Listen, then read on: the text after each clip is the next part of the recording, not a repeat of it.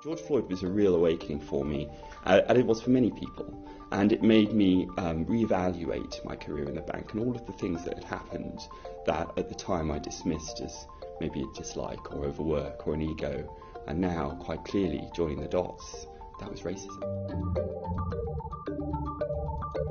Clarke resigned from HSBC over alleged racism, frustrated at the speed and scale of the bank's response to a report he wrote alleging racism within its ranks.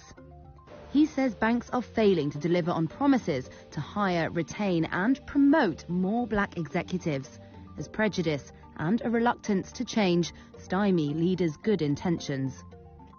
Born to a white mother and Jamaican father in London, Clarke was drawn to banking because of the opportunity it offered people without privilege.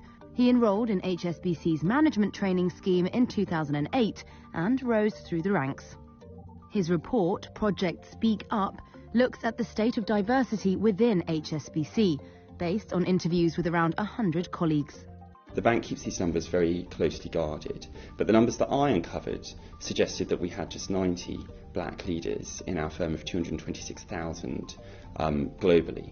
90 black people in 226,000 across 65 countries, 5 of which are majority black countries.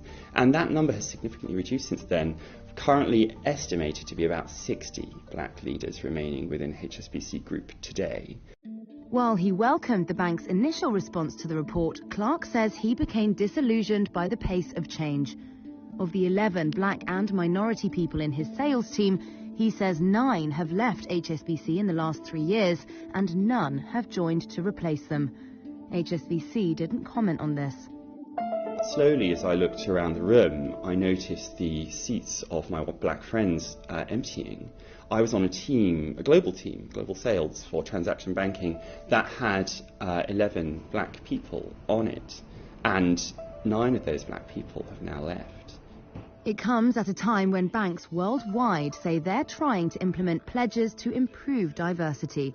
After the murder of George Floyd in police custody in the United States in May 2020 sparked global protests over racial injustice.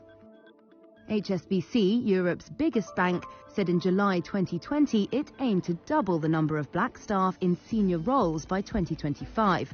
CEO Noel Quinn told Reuters recently the lender saw no need to restate that target. Clarke, however, says the bank is unlikely to achieve that goal under its current direction, and that the problem runs throughout the industry.